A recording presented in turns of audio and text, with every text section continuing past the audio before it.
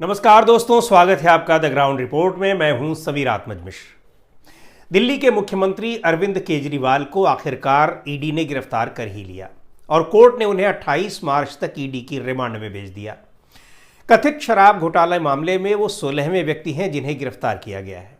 जिस PMLA act के तहत उन्हें ईडी ने गिरफ्तार किया है उसमें जल्दी जमानत भी नहीं होती। पहले गिरफ्तार किए गए लोग जेलों में पड़े ही हैं, ये उसका उदाहरण है। यहाँ एक संवैधानिक संकट भी खड़ा हो गया है कि क्या गिरफ्तारी के बाद केजरीवाल इस्तीफा देंगे, और नहीं देंगे तो क्या यह संभव है कि वो जेल में ही रहकर सरकार चलाएं, जैसा कि उनकी पार्टी अब तक कहती चली आ रही है। और यदि ऐसा होता है तो क्या उन्हें इसकी छूट मिल जाएगी? दूसरी ओर कुछ व्यावहारिक सवाल भी उठ रहे हैं कि आखिर ऐसा क्या है कि अरविंद केजरीवाल गिरफ्तारी के बावजूद मुख्यमंत्री पद से इस्तीफा नहीं देंगे। कई मुख्यमंत्रियों के खिलाफ आरोप थे और गिरफ्तार भी हुए, लेकिन गिरफ्तारी से पहले ही इस्तीफा दे दिए। हाल ही में झारखंड के मुख्यमंत्री रहे हेमंत सोरेन ने भी इस्तीफा दे दिया था और उसके बाद उनकी गिरफ्तारी हुई। संवैधानिक दृष्टि से देखें तो इस बारे में संविधान में स्पष्ट तरीके से कुछ भी नहीं लिखा हुआ है कि गिरफ्तारी के बाद मुख्यमंत्री को इस्तीफा देना ही होगा। दरअसल मुख्यमंत्री किसी विधानसभा में विधायक दल का नेता होता है और जब तक उसे सदन के भीतर विधायकों का समर्थन हासिल है वो अपने पद पर बना रहेगा। इस लिहाज से तो उन्हें कोई खतरा नहीं है, क्योंकि 70 सदस्यीय दिल्ली विधानसभा में आम आदमी पार्टी के पास 62 विधायक हैं। किसी तरह का कोई भी ऑपरेशन शायद ही सफल हो पाए जो उन्हें मुख्यमंत्री के पद से हटा सके। लेकिन बात अब इसके बहुत आगे निकल चुकी है। संविधान में कोई विशेष प्रावधान न होने की वजह से गिरफ्तारी के बाद अरविंद केजरीवाल का सीएम पद छोड़ना कोई संवैधानिक बाध्यता तो नहीं है, लेकिन राजनीति में नैतिकता भी एक चीज होती है।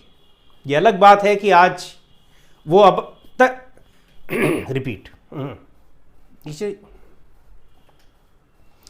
यह अलग बात है कि आज वो अब तक के अपने सबसे निचले स्तर पर है, लेकिन अरविंद केजरीवाल के संदर्भ में लोग इसलिए उम्मीद लगाए बैठे हैं नैतिकता की, क्योंकि वो इसी नैतिकता, ईमानदारी और राजनीतिक सरलता और शुचिता का वादा करके राजनीति में आए थे। हालांकि करीब 10 साल के राजनीतिक जीवन में उन्होंने इन सारे आदर्शों को कदम कदम पर कुचला है, लेकिन लोग फिर भी उनसे उम्मीद लगाए हुए हैं। कानूनी तौर पर अरविंद केजरीवाल को जब तक जांच एजेंसी अदालत में दोषी साबित नहीं कर देती है तो वो अपराधी नहीं है, और उनकी पार्टी इसे पहले ही स्पष्ट कर चुकी है कि गिरफ्तार होने के बाद वो जेल से ही सरकार चलाएंगे। मुख्यमंत्रियों के नाम की घोषणा करनी हो, कोई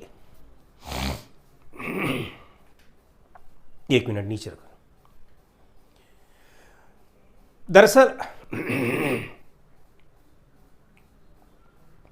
मुख्यमंत्रियों के नाम की घोषणा करनी हो, कोई नीतिगत फैसला लेना हो तो अक्सर आम आदमी पार्टी जनमत संग्रह कराती है और फिर उसी जनमत संग्रह के परिणाम के अनुरूप फैसला लेती है।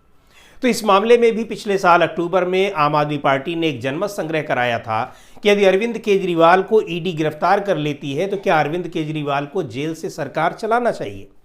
उनके जनमत संग्रह का परिणाम आया कि हाँ, अगर केजरीवाल को गिरफ्तार किया जाता है तो उन्हें जेल से ही सरकार चलाना चाहिए।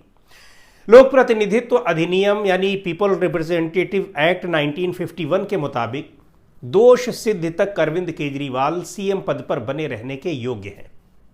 लेकिन असली सवाल यह है कि आखिर जेल से वो सरकार चलाएंगे कैसे। सरकार चलाने के लिए बैठकें करनी होती हैं, फाइलों पर दस्तखत करने होते हैं, सीएम को कैबिनेट की बैठकें करनी होती हैं, लोग उनसे मिलने आते हैं, कई नीतिगत फैसले लिए जाते हैं।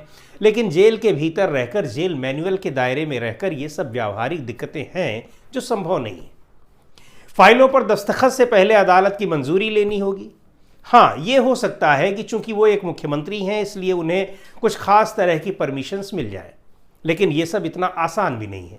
और फिर यहीं वो सवाल भी आता है कि आखिर ऐसी क्या मजबूरी है। क्या आम आदमी पार्टी में अरविंद केजरीवाल के अलावा दिल्ली का मुख्यमंत्री बनने की हैसियत और काबिलियत कोई दूसरा नहीं रखता है? आखिर डिप्टी सीएम मनीष सिसोदिया भी तो इसी मामले में जेल गए और फिर उनकी जगह भी किसी को मिली ही। हालांकि जल्दी पद उन्होंने भी नहीं छोड़ा था, पर छोड़ना तो पड़ा ही। कुल मिलाकर ये तो तय है कि सरकार जेल से नहीं चल पाएगी।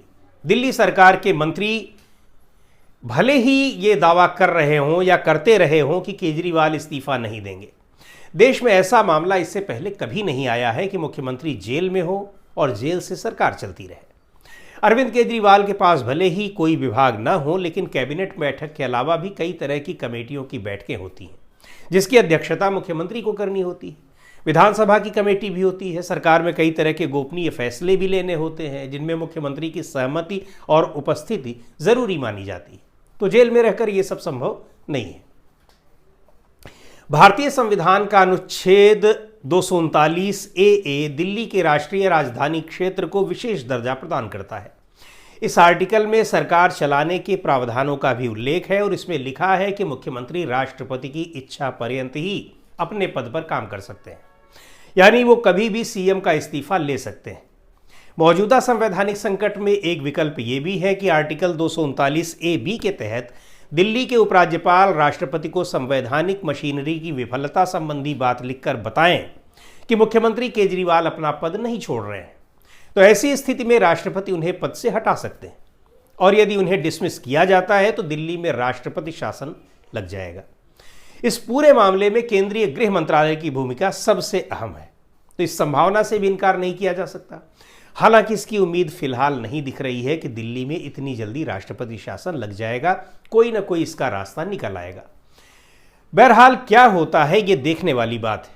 अरविंद केजरीवाल और वो तमाम लोग शराब घोटाला मामले में कितने दोषी हैं ये तो बाद में पता चल पाएगा। ईडी की कार्यप्रणाली और परफॉर्मेंस देखकर तो लगता नहीं है कि कोई जल्दी कोई फैसला आ पाएगा या किसी के खिलाफ वो चार्जशीट लगाकर सजा दिला पाएगी, क्योंकि ऐसे मामलों में उसका सक्सेस रेट ईडी का सक्सेस रेट बहुत ही कम है। लेकिन केजरीवाल की गिरफ्तारी की टाइमिंग बहुत अहम है, इसलिए नहीं कि आम चुनाव की घोषणा हो चुकी है और उनकी पार्टी इंडिया गठबंधन में शामिल है। ये मुद्दा तो खैर है ही, इससे भी बढ़कर ये कि इलेक्टोरल बॉन्ड को असंवैधानिक बताने के बाद सुप्रीम कोर्ट की सख्ती जिस तरह से चुनावी चंदे के नाम पर अवैध तरीके से अरबों रुपए के हेरफेर का पर्दाफाश कर रही है और सत्तारूढ़ पार्टी उसमें बुरी तरह घिरी नजर आ रही है, उस लिहाज से ऐसे मामलों के बाहर आने पर लोगों का ध्यान कुछ हटाया जा सकता है। बहरहाल इलेक्टोरल बॉन्ड को लेकर कल जो सबसे अहम पर्दाफाश हुआ, एक झलक उसकी भी देख लीजिए।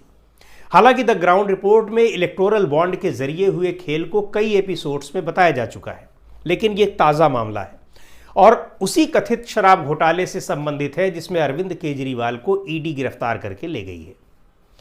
इस जानकारी के मुताबिक इसी शराब घोटाले में एक ऐसे अभियुक्त थे, यानी मास्टरमाइंड थे, जो बाद में शराब घोटाले में गवाह बन गए। उन्होंने इलेक्टोरल बॉन्ड्स के जरिए 52 करोड़ रुपए राजनीतिक पार्टियों को चंदे में दिए। इनमें से 34.5 करोड़ रुपए यानी 34.5 करोड़ रुपए बीजेपी के खाते में गए। कौन है ये? अरविंदो फार्मा नाम की एक कंपनी है और उसके डायरेक्टर्स में से एक हैं हैदराबाद के रहने वाले शरद चंद्र। 11 नवंबर 2022 को ईडी ने शराब घोटाले में उन्हें गिरफ्तार किया था। 15 नवंबर को उनकी कंपनी ने 5 करोड़ रुपए के इलेक्टोरल बॉन्ड खरीदे।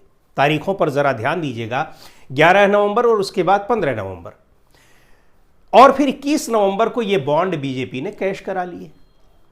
फिर जून 2023 में शरद चंद्र इसी मामले में गवाह बन गए और फिर नवंबर 2023 में अरविंदो फार्मा ने बीजेपी को 25 करोड़ रुपए के और चुनावी बॉन्ड दे दिए। मतलब कंपनी ने कुल 52 करोड़ रुपए के बॉन्ड खरीदे, जिसमें 34.5 करोड़ रुपए बीजेपी के पास गए, 15 करोड़ रुपए भारत राष्ट्र समिति बीआरएस के पास। बीआरएस उस समय तेलंगाना की सत्तारूढ़ पार्टी थी और 2.5 करोड़ रुपए तेलुगु देशम पार्टी के पास गए। तो आज के इस वीडियो में इतना ही। अगले वीडियो में फिर मिलेंगे एक नए विषय के साथ, एक नए मुद्दे के साथ। द ग्राउंड रिपोर्ट के यूट्यूब चैनल को आपने अब तक सब्सक्राइब न किया हो तो ज़रूर कर लें। हमारे वीडियोस को लाइक करें, शेयर करें और अपने सुझाव भी हमें ज़रूर भेजें।